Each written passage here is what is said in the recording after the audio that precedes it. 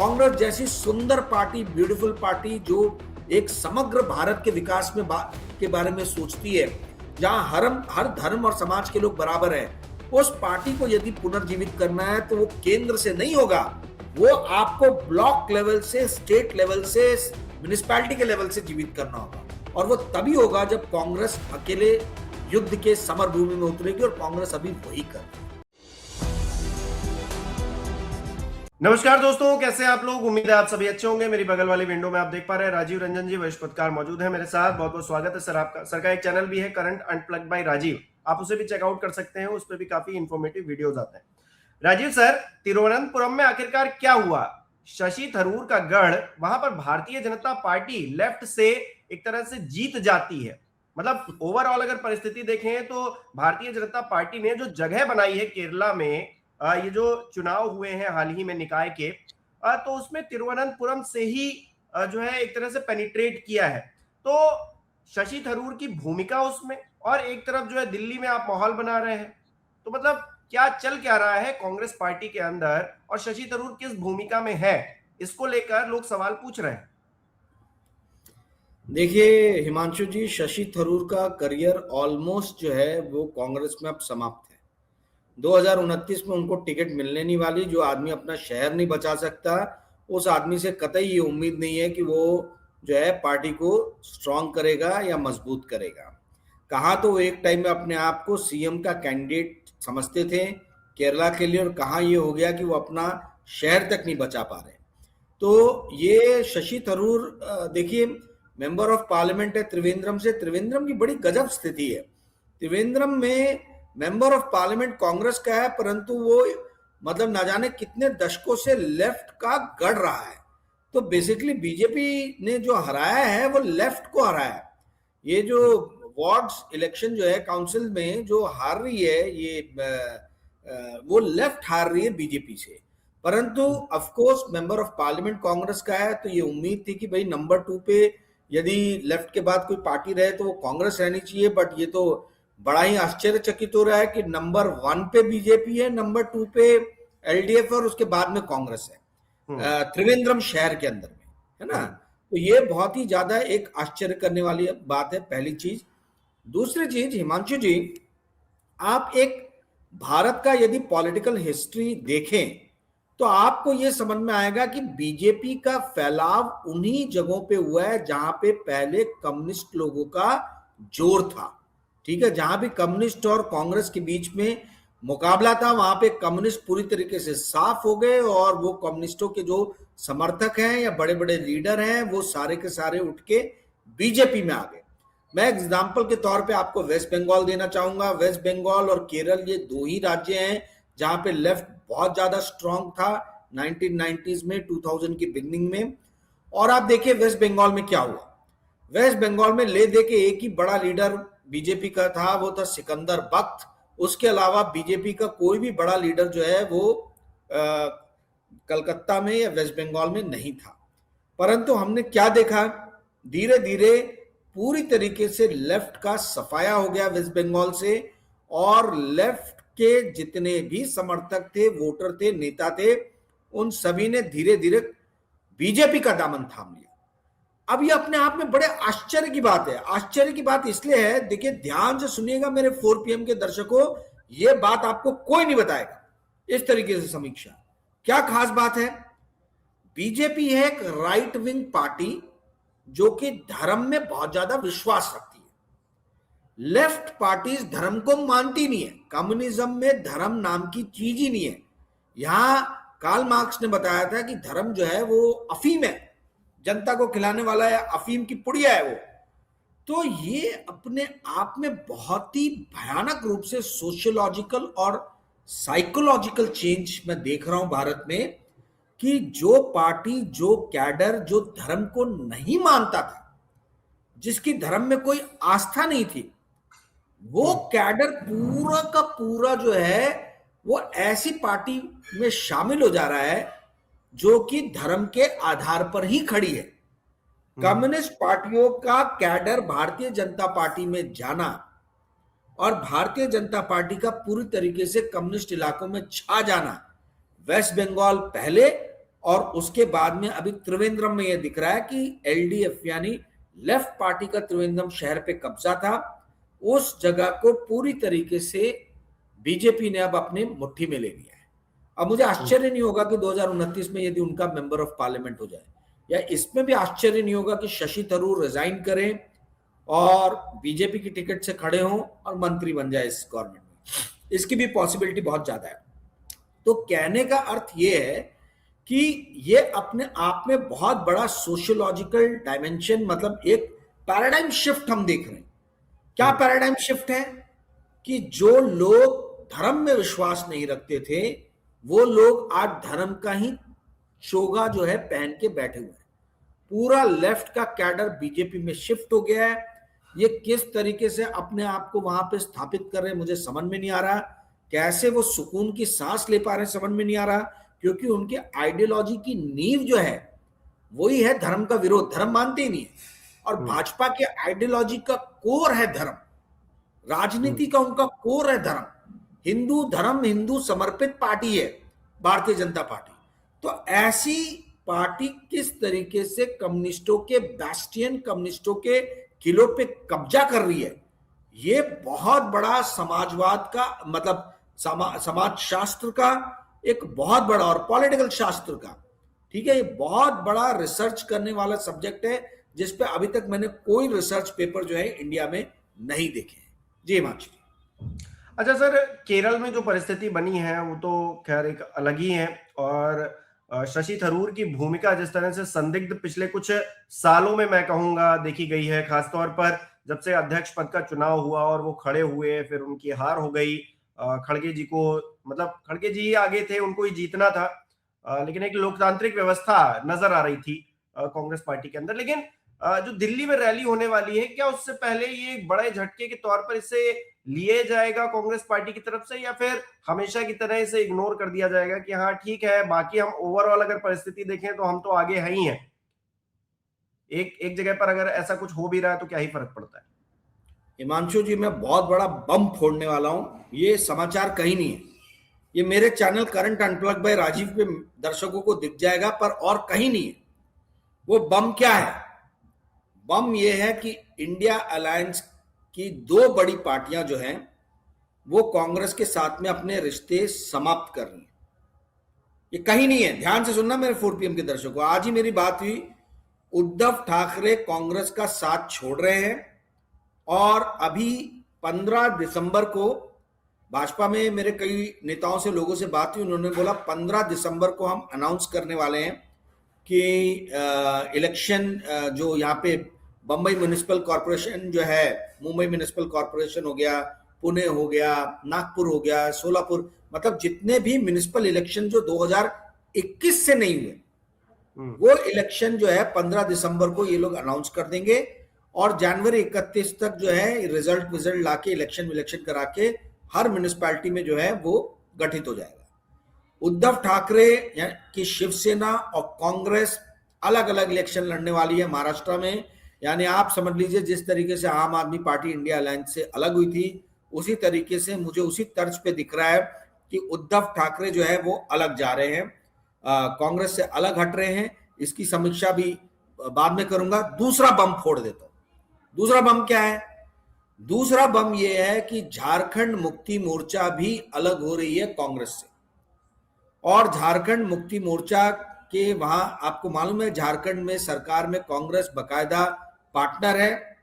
मुझे ये भी खबर मिली है, जो मेरे स्रोत हैं रीजनल पार्टीज में, अलग अलग कई रीजनल पार्टीज के नेताओं से मैंने बात किया, उन सभी ने बताया कि झारखंड मुक्ति मोर्चा अलग होने वाली है, और यहां तक मुझे बताया गया कि पीएमओ डिसाइड करने वाला है कि हेमंत सोरेन का ओएसडी कौन रहेगा।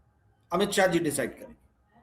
तो आप ये समझिए कि इतनी बड़ी चीज, मतलब ये बहुत बड़ा डेवलपमेंट है। मैं रैली के ऊपर बाद में आता हूं, परंतु ये तो बिखरता हुआ इंडिया अलायंस मुझे दिख रहा है। पहले आम आदमी पार्टी अलग हुई, अभी मैंने आपको बताया उद्धव ठाकरे कांग्रेस से अलग होके इलेक्शन लड़ने वाले हैं, कांग्रेस अलग लड़ेगी, उद्धव ठाकरे राज ठाकरे के साथ बॉम्बे में लड़ेंगे, और बाकी सारे शहरों में उद्धव ठाकरे के कैंडिडेट्स कांग्रेस के सामने होंगे, ये लोग आमने सामने रहेंगे। ठीक है, तो ये हुआ। और दूसरा, जहां ऑलरेडी ये लोग सरकार में है, कांग्रेस झारखंड मुक्ति मोर्चा के साथ में, यानी झारखंड राज्य में, वहां से भी कांग्रेस बाहर जाने वाली है। तो अब ये बातें मैंने क्यों बताई? ये बातें मैंने इसलिए बताई कि एक बड़े लेवल पे ये डिसाइड हो गया है कि कांग्रेस अब एकला चलो की नीति जो है वो अपनाने वाली है। हो सकता है तमिलनाडु में डीएमके उनके साथ रहे, हो सकता है कि यूपी में इनकी मजबूरी है क्योंकि राहुल गांधी की सीट पड़ती है, हो सकता है प्रियंका गांधी भी अगली बार यूपी से इलेक्शन लड़े, तो समाजवादी के साथ में अलायंस बना के रखे, बट वो भी हो सकता है, आई एम नॉट श्योर। परंतु कांग्रेस में ये डिसाइड हो गया है कि एकला चलो की नीति जो है उसको फॉलो करना है। इन्होंने पहले ही, मुझे कांग्रेस के कई लीडर्स ने बताया था कि आरजेडी के साथ में अब असेंबली इलेक्शन का विषय जो है अब समाप्त समझिए। हालांकि अभी इसमें 5 साल बाकी हैं, हमें नहीं मालूम 2030 में क्या इक्वेशन रहेगा, क्या पूरी तरीके से आरजेडी को राइट ऑफ कर देना चाहिए, क्या ये नहीं मालूम। समय का तकादा, मतलब उस वक्त का जो समय है वो डिफाइन करेगा। परंतु कांग्रेस जो है वो पूरे पैन इंडिया लेवल पे फिर से जो है राइज करने का प्रयास कर रही है। ये मैं इनको 1 साल से बोल रहा हूं और मुझे खुशी हो रही है कि अब जाके कम से कम ये लोग इस बात को सुन रहे हैं। क्योंकि क्या होता है हिमांशु जी, जो आपकी रीजनल यूनिट है, स्टेट यूनिट है, वो आपसे नाराज हो जाती है। जैसे बिहार में देखिए कितनी कम सीट दी गई कांग्रेस को। और दूसरी चीज ये हुआ कि जितनी भी शहरी सीट थी वहां पे कांग्रेस को आरजेडी ने बोल दिया कि आप लड़िए, और सारी ग्रामीण सीट उन्होंने अपने पास में रख ली। यानी आरजेडी ने ऐसा माहौल बनाया कि भैया ये भाजपा बनाम कांग्रेस हो जाए। तो इसलिए कांग्रेस हारी हर जगह। और बिहार में बहुत ज्यादा विरोध भी था कि भाई हमको लड़ने दो। हुआ वही, मुस्लिम वोट जो है वो कन्वर्ट नहीं हुए आरजेडी कांग्रेस अलायंस को।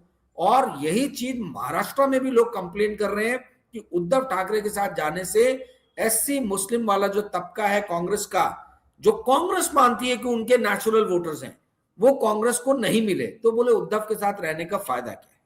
और उद्धव का भी ये मानना है कि भैया कांग्रेस के वोट हमको नहीं मिले तो हमारा उनके साथ रहने का क्या फायदा। ठीक है, तो ये जो है ये अब ऐसा हो गया है कि कांग्रेस जो है, जो कांग्रेस को आज से 5 साल पहले करना चाहिए था, कांग्रेस वो काम अभी कर रही है। अगर आपको रीजनल पार्टीज भी चूज करनी है तो उन्हीं रीजनल पार्टीज को चूज कीजिए जिनके साथ आपकी विचारधारा ही ना केवल मेल खाती हो, बल्कि जो वहां पे रीजनल लीडर्स हैं, जो कांग्रेस के रीजनल लीडर्स हैं, जो रीजनल यूनिट है, वो भी समर्थन करे कि ठीक है आप अलायंस बनाए करके। अभी होता यह है कि ऊपर नेशनल लेवल पे ये अलायंस बना लेते हैं और जो नीचे जमीनी कार्यकर्ता हैं वो तो 3-4 साल तैयारी करते हैं कि भाई हमको मौका मिलेगा, हम इलेक्शन लड़ेंगे। यही एस्पिरेशन के साथ में कोई भी आदमी कोई भी पॉलिटिकल पार्टी ज्वाइन करता है कि मुझे भी एक दिन मौका मिलेगा। तो जब वो आपके एस्पिरेशन ही नहीं फुलफिल हो रहे हैं तो वो लोग ना काम करते हैं और ना किसी भी तरीके से कांग्रेस को मदद मिलती है, ना रीजनल पार्टीज को मिलती है। तो ये कांग्रेस ने बहुत अच्छा फैसला लिया है। ये मैं 1-1.5 साल से 4 PM के मंच पे बोल रहा हूं। अब जाके जो है कांग्रेस वो चीज को अमल में ला रही है। अब कोई भी इलेक्शन आज से 3-4 साल बाद है लोकसभा का, और जो स्टेट के जहां पे हो गए अभी हाल फिलहाल में, महाराष्ट्र, हरियाणा, बिहार, एटलीस्ट ये 3 स्टेट में अभी से तैयारी कर दी। भाजपा ने जिस तरीके से इलेक्शन को एक द्वंद्व बना दिया है, उनकी स्ट्रैटेजी साल भर चलती रहती है, वैसा ही कांग्रेस को करना होगा। मेरे पास में तो बहुत सारे आइडियाज और बहुत सारी चीजें हैं, परंतु वो पब्लिक प्लेटफॉर्म पे बोल के अर्थ नहीं है। परंतु मुझे खुशी इस बात की है कि एक चीज जो मैं 4 PM के प्लेटफॉर्म से कई बार दोहरा चुका था, मुझे छन छन के अभी खबर आ रही है कि कांग्रेस ने अंदर से डिसाइड कर लिया है कि एकला चलो करना है। और कांग्रेस जो है आगे आने वाले दिनों में, मुझे लगता है संभवतः डीएमके और समाजवादी पार्टी को छोड़ के मुझे लगता नहीं कि कोई दूसरी जगह पे इनका अलायंस होगा। हर जगह अब कांग्रेस अपने स्टेट फैक्शन को, स्टेट यूनिट को पावर करेगी, एम्पावर करेगी, सेंट्रल से काम नहीं होगा। यही चीज जो है सारे राजनीतिक विश्लेषक कांग्रेस को शायद बता रहे होंगे, मैं तो बोल ही रहा था और भी दूसरे लोग बोल रहे होंगे, पर यही होना चाहिए। कांग्रेस को यदि पुनर्जीवित करना है, कांग्रेस जैसी सुंदर पार्टी, ब्यूटीफुल पार्टी जो एक समग्र भारत के विकास में के बारे में सोचती है, जहां हर धर्म और समाज के लोग बराबर है, उस पार्टी को यदि पुनर्जीवित करना है तो वो केंद्र से नहीं होगा, वो आपको ब्लॉक लेवल से, स्टेट लेवल से, म्युनिसिपैलिटी के लेवल से जीवित करना होगा। और वो तभी होगा जब कांग्रेस अकेले युद्ध के समर भूमि में उतरेगी, और कांग्रेस अभी वही कर रही है। जी मंच। और जो रैली हो रही है उसके कुछ मायने समझ में आ रहे हैं। जिस तरह से वोट चोरी को लेकर मुद्दा उठा, संसद में भी इस पर खूब बहस हुई, तमाम जो राज्यों में जिस तरह से एसआईआर की प्रक्रिया चल रही है उसको लेकर भी सवाल खड़े हो रहे हैं। तो ये जो रैली होने जा रही है, शक्ति प्रदर्शन होने जा रहा है, इसका कोई महत्व है इस राजनीतिक परिप्रेक्ष्य में, या फिर ये यूं ही क्योंकि कुछ ना कुछ राजनीतिक दलों को करते रहना है वो कर रहे हैं, कांग्रेस पार्टी भी कर रही है?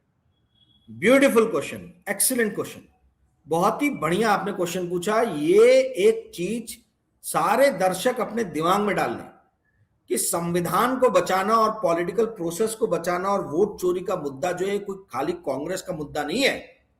देश में यदि संविधान बचा रहेगा, डेमोक्रेटिक प्रोसेस बची रहेगी, इलेक्टोरल प्रोसेस बचा रहेगा, चुनाव जो है वो किसी भी तरीके से पोल्यूटेड या डाइल्यूटेड नहीं होगा, तो इसका फायदा कोई सिर्फ कांग्रेस पार्टी को नहीं मिलने वाला, इसका फायदा सभी अपोजिशन दल के लीडर्स को मिलेगा।